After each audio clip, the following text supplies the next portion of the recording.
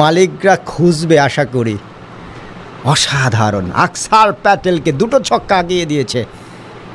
এ ওভারে আরও 2টো ছক্কা হাঁকাও, যাতে করে খেলাটা একেবারে শেষ হয়ে যায়। পরবর্তী বল, এবারে কিন্তু অফ স্টাম্পের বলটা ছোট্ট করে মিড আপে পুশ করে দিয়ে 2 ব্যাটসম্যান কিন্তু একটিবারের জন্য প্রান্ত বদল করলেন। সো আজকে কিন্তু পুরো শ্রীলঙ্কা বাংলাদেশকে সাপোর্ট করছে, কারণ এই ম্যাচটাতে যদি বাংলাদেশ দল জেতে শ্রীলঙ্কার লাভ, কারণ শেষ ম্যাচে আবার শ্রীলঙ্কা চাইবে ভারতকে হারিয়ে দিতে। সেক্ষেত্রে কিন্তু ভাই এই পয়েন্ট টেবিল কিন্তু টোটালি জমে যাবে। ইতোমধ্যে পয়েন্ট টেবিল অনেকটাই জমে ক্ষীর হয়েছে। কালকে বাংলাদেশ ভার্সেস পাকিস্তানের খেলা, বাংলাদেশের যে পারফরমেন্স, ইনশাল্লাহ পাকিস্তানকে হারিয়ে দিয়েই বাংলাদেশ দল বরং তারা তাদের সেমিফাইনাল কনফার্ম করবে। পরবর্তী বলটা ঘুরিয়েছেন ফাইন লেগ অঞ্চল দিয়ে, সেখানে জসপ্রীত বুমরা ফিল্ডিং করছিলেন, কুড়িয়ে ফেরত দিলেন, 1টি রান যুক্ত হলো। 37 বল 68টি রান। আমরা দেখেছিলাম শ্রীলঙ্কার বিপক্ষে এরকম সিচুয়েশন ছিল, সেই ম্যাচে অবশ্য বাংলাদেশ দল ম্যাচটা জিতিয়ে দেখিয়েছে। 14টি রান হয়ে গেছে। ওভারে পরবর্তী বলটা প্রস্তুত সাইফ, মিডল স্টাম্পের বল ছোট্ট করে শর্ট উইকেটে পুশ করে দিয়ে 2 ব্যাটসম্যান আরও 1টি রান নিলেন এবং স্ট্রাইকটাও কিন্তু নিজের কাছেই রাখলেন। সো 102 5 উইকেটের বিনিময়ে 14তম ওভারের খেলা শেষে লাস্ট 36 বলে 67টি রানের প্রয়োজন। 36 বল 67টি রানের প্রয়োজন। হয়তো 36 বলে 56 রান এরকম হলে ভালো হতো।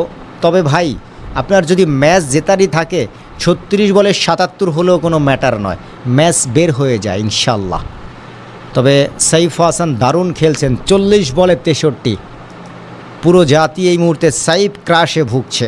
গত ম্যাচে শ্রীলঙ্কাকে হারানোর নায়ক এই সাইফ হাসান, আজকেও দেখুন ভারতকে হারানোর নায়ক হয়ে যাচ্ছে। যদি জিততে পারে ইনশাল্লাহ বাংলাদেশের সেমিফাইনাল সবার আগে কনফার্ম হবে। ওভারের পরবর্তী বলটা এবারে কিন্তু লেগ স্টাম্পের বাইরে ওয়াইড হয়ে যাবে। আম্পায়ার কিন্তু তার 2টো হাত প্রসারিত করলেন, জানিয়ে দিলেন ওয়াইড বল। অতিরিক্ত সূত্রে যুক্ত হলো আরও 1টি রান। কুলদীপ যাদব চলে এসেছেন তার বোলিং প্রান্তে। প্রস্তুত ব্যাটসম্যান সাইফ হাসান, এই ওভারে 2টো ছক্কা হাঁকিয়ে দাও ভাইয়া। কুলদীপ যাদব, পরবর্তী বলটা এবারে মিডল স্টাম্পের বল ছোট্ট করে শর্ট উইকেটে পুশ করবার চেষ্টা, ফিল্ডার আছেন, কুড়িয়ে নেবেন, রান পাবেন না, আরও 1টি ডট বল। সাইফ হাসানের ফিগারটাও বেশ দারুণ, 6 ফুটের কাছাকাছি লম্বা, দারুণ তার মুখাবয়ব এবং চমৎকার সুদর্শন, দেখতে যেমন সুদর্শন, খেলতেও তিনি অসাধারণ পটু। যাচ্ছেন কুলদীপ যাদব ওভারের পরবর্তী বল নিয়ে, এবারে অফ স্টাম্পের বলটা বাধ্য হলেন ছোট্ট করে ডিফেন্স করতে, রান পাবেন না কিন্তু ডট বল। 34 বলে 66টি রানের প্রয়োজন। নর্মালি ডিয়ার ব্রাদার্স, আপনারা জানেন যে এরকম সিচুয়েশনে যারা ব্যাটসম্যান থাকেন তারাই কিন্তু ম্যাচটা বের করে ফেলে। দেখা যাক ওভারের পরবর্তী বল এবারে লফটেড শট, ক্যাচও হতে পারে, কিন্তু লং লেগে সীমানার কাছাকাছি জায়গা থেকে কুড়িয়ে নিলেন। 1টি রান কিন্তু ইতোমধ্যে যুক্ত হলো দল স্কোরে। অসাধারণ ডিয়ার ব্রাদার্স, অসাধারণ। নিশ্চিতভাবে একটা দুর্দান্ত ম্যাচ কিন্তু অবশ্যই আমরা এনজয় করছি। 105 4টা উইকেটের বিনিময়ে 33 বল থেকে 65 রানের প্রয়োজন।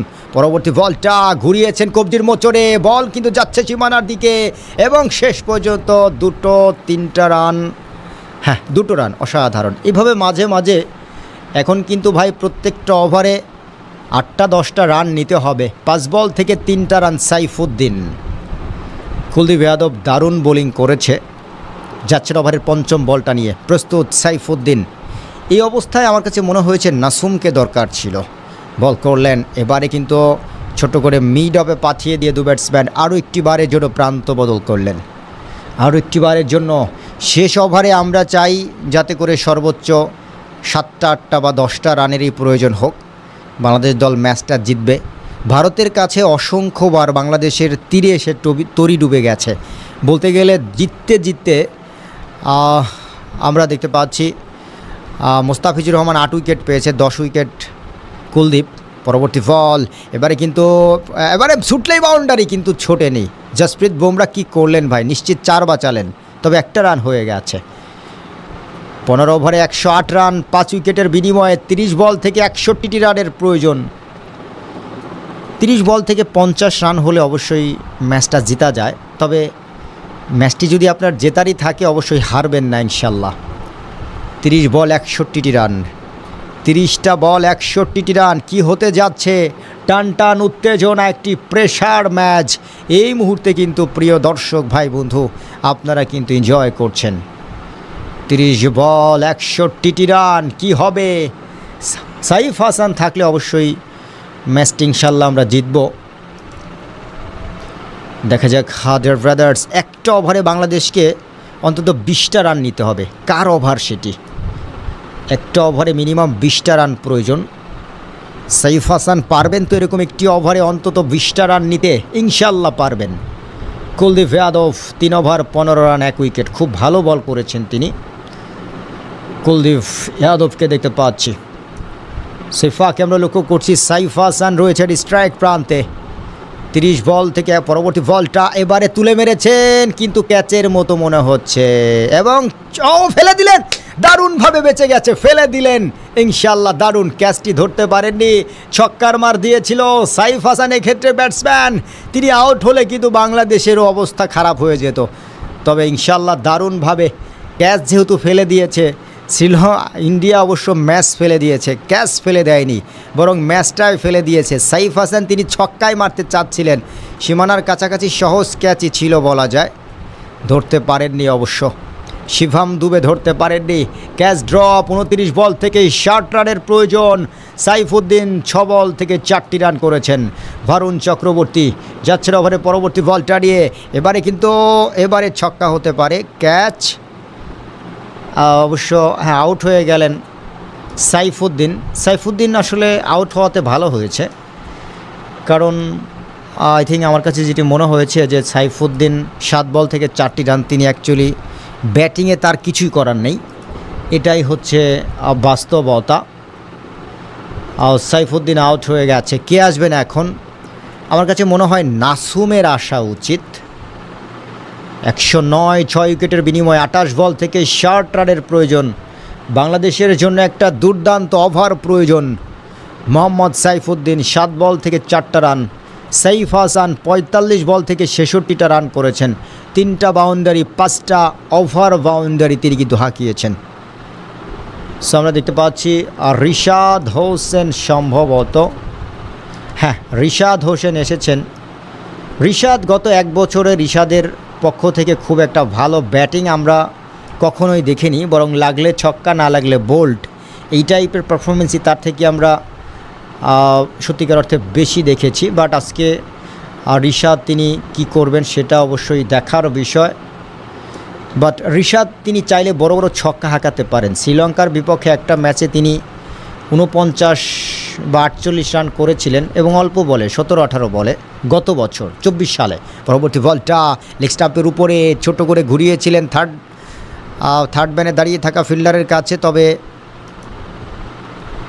থার্ড ম্যানে নয়, মাফ করবেন, সেকেন্ড আম্পায়ার যিনি যে পজিশনে দাঁড়ান ঠিক ওইখানে চলে গিয়েছিল বলটা।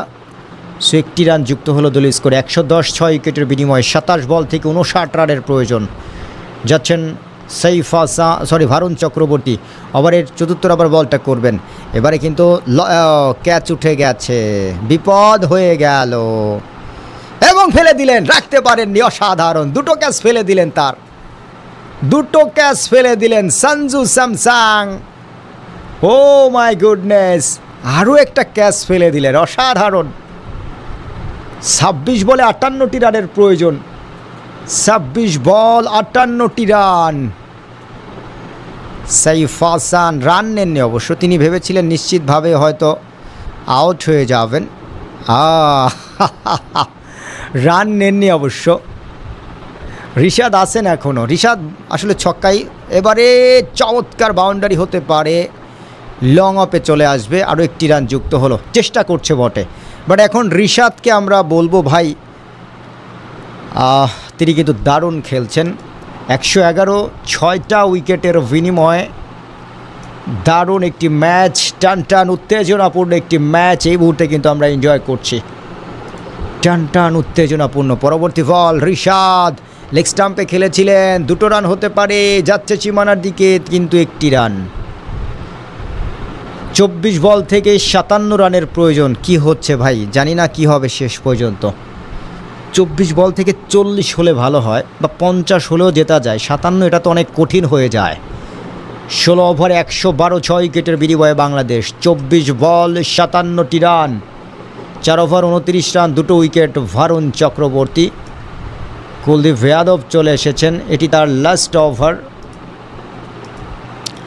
পরবর্তীতে হার্দিক পান্ডিয়া পেসার আসবেন, জসপ্রীত বুমরা আসবেন, তখন হয়তো কিছু একটা করা সম্ভব। একটা ওভারে দেখুন, এখন তো ভাই প্রত্যেকটা ওভারেই 10-12 করে নিতে হচ্ছে, আদারওয়াইজ তো ম্যাচটা কঠিন হয়ে যাচ্ছে বাংলাদেশের পক্ষ থেকে। 24 বলে 57 এত সহজ নয়। পরবর্তী বল।